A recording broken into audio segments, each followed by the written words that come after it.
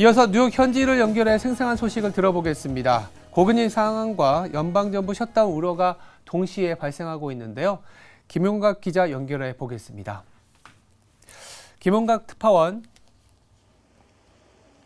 네, 안녕하세요. 네, 뉴욕 증시 마감 상황 자세한 내용 부탁드립니다. 네, 뉴욕 증시는 9월의 마지막 주 월요일을 강보합으로 마감했습니다. 뉴욕 증권거래소에서 다우존스 30산업평균지수는 전장보다 43.04포인트, 0.13% 상승한 34,006.88의 장을 마쳤습니다.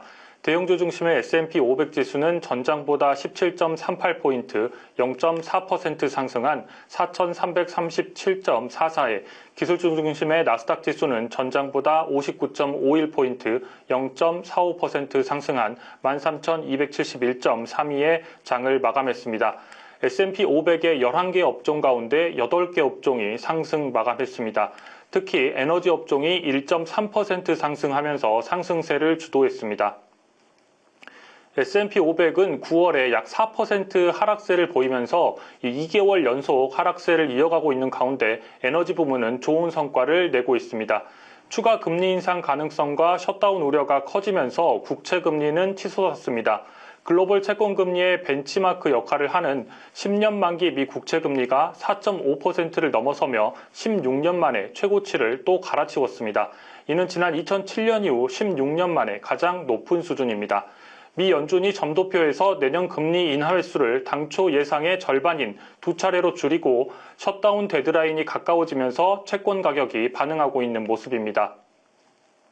주요 기업들 가운데서는 아마존이 AI 스타트업인 엔트로픽에 최대 40억 달러, 우리 돈으로 5조 3천억 원을 투자하겠다고 밝혔습니다. 아마존은 엔트로픽의 인공지능 기술을 확보하고 이를 자사 사업에 접목한다는 계획을 가지고 있습니다. 아마존의 주가는 이날 1.67% 상승했습니다. 미국 할리우드 작가 노동조합의 파업은 5개월 만에 합의에 도달했습니다. 할리우드 작가 노동자들은 지난 5월부터 스트리밍 서비스 작가에 대한 보수 문제 등 처우 개선을 요구하면서 파업을 진행해온 바 있습니다. 하지만 이날 합의 소식이 전해지면서 넷플릭스의 주가는 1.31% 상승했습니다. 다음으로 경제지표를 한번 살펴보면 경제지표에서는 8월 성장 속도 둔화세가 확인됐습니다. 시카고 연방준비은행에 따르면 8월 전미 활동지수는 마이너스 0.16을 기록했습니다. 7월에는 0.07을 기록한 바 있습니다. 이 지표는 0을 기준으로 0보다 낮으면 마이너스일 경우에 경제가 장기 평균 성장의 추세보다 느린 속도로 성장하고 있다는 의미입니다. 이 지표는 생산과 소비, 고용과 실업, 개인 소비와 주택, 판매와 주문 재고로 총 4개 범주로 나눠져 있습니다. 8월에는 4개 범주 모두 하락했습니다. 특히 생산 관련해서 기여도가 7월에 0.12에서 마이너스 0.02로 하락하면서 전월 대비해서 가장 많이 감소했습니다. 그리고 댈러스 연은이 발표한 텍사스 제조업 전망 조사도 발표가 됐는데 텍사스의 공장 활동은 위축됐습니다. 반면 9월에 고용이 크게 증가하고 근무 시간이 길어졌음을 시사했습니다. 기업들은 23%가 인력을 늘렸고 9%는 인력을 줄였습니다.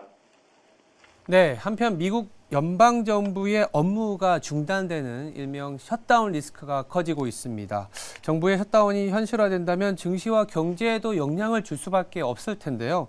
어떤 여파가 이어지게 될까요? 네, 그렇습니다. 미국의 셧다운까지는 이제 일주일도 남지 않았습니다. 미국의 2024 회계연도는 현지 시간으로 오는 일요일인 10월 1일 0시에 시작됩니다. 이제 만 6일이 채 남지 않은 상황입니다. 미국 정부의 현행 지출 관련 법안들은 이번 회계연도가 끝나는 30일에 효력이 만료됩니다. 그래서 이때까지 새 예산안 처리가 안 되면 1일부터는 연방정부의 업무가 일시 중단되는 셧다운에 돌입하게 됩니다. 즉 셧다운을 막기 위해서는 2024 회계연도가 시작하기 전에 예산안을 처리해야 합니다. 미 의회에서 예산안 협상이 난항을 겪으면서 처리가 쉽지 않은 상황입니다. 이 셧다운의 주된 원인은 하원에서 다수당을 차지하고 있는 공화당 지도부가 추진하는 이 예산안에 대해서 공화당 내 강경파가 대폭 삭감을 요구하면서 반대하고 있기 때문입니다.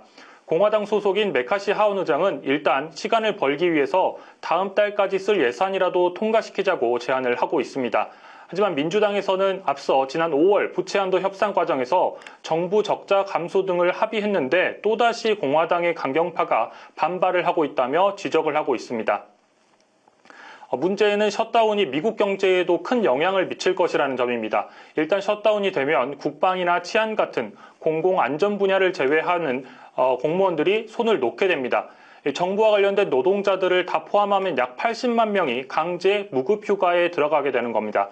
저소득층에 대한 지원 등 사회복지 프로그램에도 문제가 생기게 됩니다. 또 공무원들이 급여를 받지 못하는 점도 큰 문제입니다. 80만 명의 소득에 문제가 생기게 되면 미국의 가계 소비에도 영향을 주게 됩니다. 물론 셧다운이 끝나면 해당 기간 동안 받지 못했던 급여는 받을 수 있습니다. 하지만 셧다운이 장기화될 경우에 소비뿐만 아니라 가계부채 등에도 영향을 줄 수 있습니다. 실제로 이 같은 경제적인 효과가 숫자로도 등장했습니다. 미 의회조사국은 셧다운 영향 보고서라는 것을 내놨는데요. 미 의회조사국은 정부의 셧다운 영향은 기간과 범위에 따라서 달라질 수 있다면서도 연방정부가 제공하는 재화와 용역이 GDP의 7%를 차지하고 있기 때문에 이들이 제공되지 않을 경우 직접적으로 GDP 감소가 발생한다고 지적을 했습니다. 그리고 또 지난 2018년 연말부터 1월까지 발생한 셧다운으로 각각 분기별로 GDP 성장이 0.1%포인트, 0.3%포인트 하락했다고 봤습니다. 또 골드만삭스에 따르면 2014년 셧다운 당시에는 5명 중 2명이 미국인이 소비를 줄인 것으로 집계됐습니다. 과거 2014년 셧다운 당시에는 40만 명의 연방 공무원들이 무직 상태에 놓인 바 있습니다. 그런데 이번에는 그 2배에 달하는 무직 상태가 예상되는 만큼 더 효과가 클 수도 있습니다.